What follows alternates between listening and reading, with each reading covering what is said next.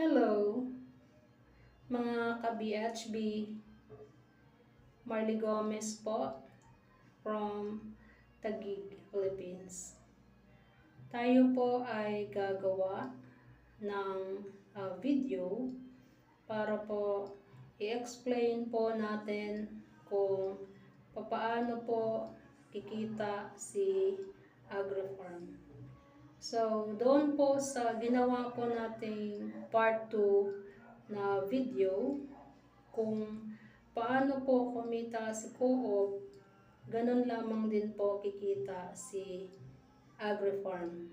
Sa pamamagitan po ng pagpapaikot nitong 1.3 na inilagay po natin sa right side.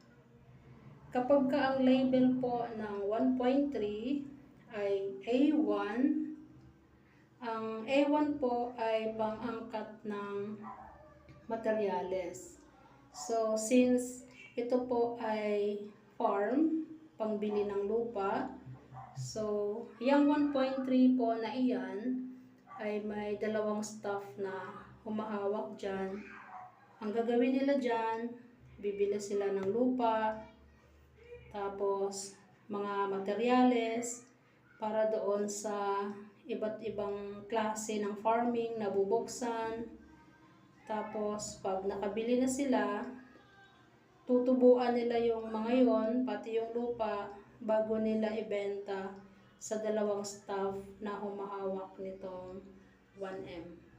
Nandito sa AgriFarm sa left side. Ito yun siya. Ito naman yan siya dito.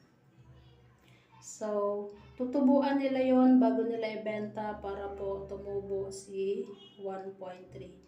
Yung dalawang staff na humahawak nitong 1 million, sila po yung magpapatayo ng AgriFarm.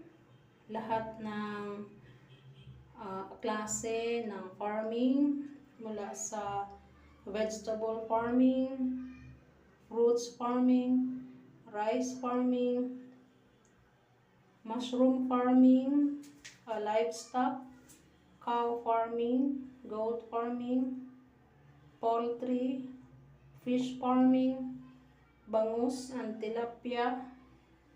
Lahat po iyan ay ipupundar po natin. Lahat ng foods na pasok po sa dietary law ng Adventist ay ipupundar po natin gamit yung 1 million initial. Yan. Pagkasyahin po nila yan hanggang sa maitayo si AgriFarm.